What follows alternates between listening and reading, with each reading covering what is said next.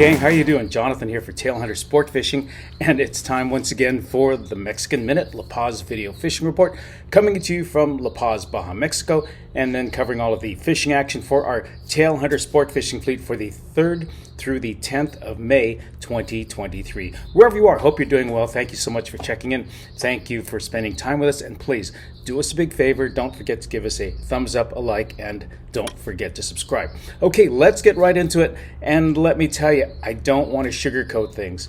I know that a lot of you are coming down. I know that a lot of you watch my fishing reports every single week, and we've been doing them for, well, almost 30 years now, every single week. But I try to tell you what's going on, and the thing about it is no matter how good or how bad it is, things can always change by the time you're down here. In fact, the way things are here in Mexico, it could change by tomorrow. But let me tell you what's been going on for the last week or so.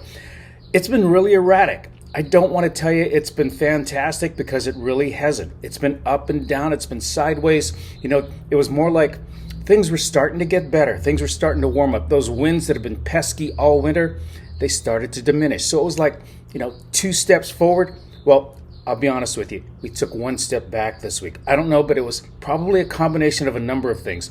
The winds did come up again. Not those horrendous winds that we've had during the wintertime, but these were winds that, they'd blow in the afternoon, then they'd blow in the morning.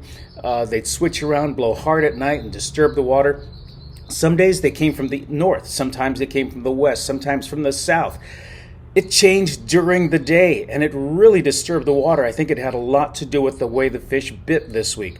On top of it, we had a full moon. I mean, it was a big, giant full moon. I don't know if you saw the post I put on Facebook a couple of days ago, but there was a beautiful, gorgeous full moon. I mean, if you just wanted to look at the moon and have something romantic out on the beach, it was the kind of full moon that they write songs about and people sing to and things like that, or write poetry about. It was a beautiful full moon. But in combination with the winds and the full moon and a couple of other things, I think that had an effect on the fishing. Now, as far as the full moon is concerned, I normally don't put a lot of stock in it. Some places and with some species, I was a deckhand. I've worked as a fishing guide all over.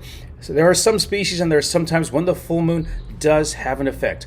In and of itself, I'm going to say, down here, having been down here for almost 3 decades, I'd say the full moon is not a very, very big factor by itself. But you add that into the fact that we're in the transition time between seasons, you add some winds, you have waters that are cold and are warm and are up and down and sideways, like I mentioned, and then you throw a full moon on top of it, and that might be just a little too much to handle as far as the fishing. On top of it, we had some good fishing starting up, and then, some illegal trawling, some illegal fishing boats got into our fishing spots too, and they're chasing them off. But, again, that's going to lockjaw a lot of the fish. There's so much going on there. They're harvesting out there in an area that they shouldn't be, and that's going to have a big effect on the fish. So, we had some good days, we had some bad days. One boat does well, another boat doesn't do so well. I can tell you we're catching one species, and the next day that completely changes. One boat catches this, the other boat is looking for that, and they don't get it. Or unusual fish, unusual species will bite in an area or at a time when we're not expecting. It's just really, really unpredictable. And this past week was so erratic. It was frustrating. I tell people that one thing was going to happen, and they catch something else, so they catch nothing. Or tell them it's not so good, and they go out and come back and go, I just caught the biggest fish that I've ever caught, or I've caught more fish than I've ever caught. So it was a real mix this week. We still got some of those big pargo, those pargo lisa, the ones that we call mullet snapper. Earlier in the week, it was a nice bite on that. Then they sort of disappeared. This is the time when they're usually spawning. They're in the shallows, and they're hard to catch, but they're a lot of fun to catch, and they can be ranging anywhere from 5 to about 40 pounds. They bit earlier in the week, and then they sort of just disappeared. Don't know what happened to them. Then we got a couple of tuna. Take a look at this photo. It's our buddy Jimmy, who lives down here, comes back and forth from San Diego, but he was out. He just wanted to go out and catch a couple of pargo and cabria for dinner.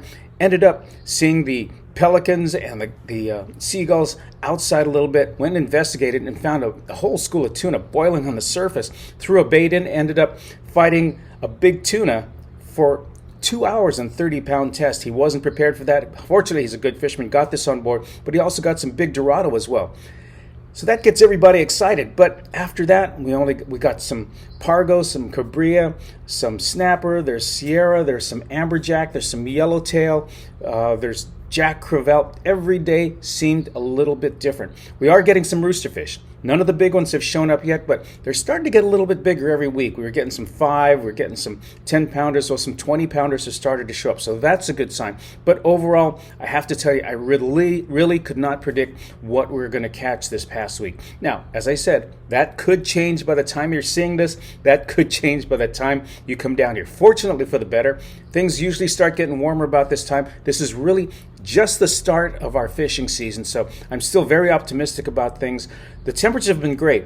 Everybody's enjoying it. At night, it's a very comfortable 61, 65 degrees, something like that. In daytime, high 80s, low 90s. The water temperatures are rising. They're up in the mid 70s right now. For us, that's cold. For a lot of you that are coming down to visit us, I know you're going to think that's bath water. So things should be improving. Things will definitely change. But this past week, it was really up and down. I just want to be honest with you about that. Anyway, I'm Jonathan for the Mexican Minute. That's going to wrap up our Mexican Minute for this week. You take care of each other. Thank you for checking in. God bless, and I just heard the cat behind me. God bless. Thanks for spending time with us. We'll get back to you next week.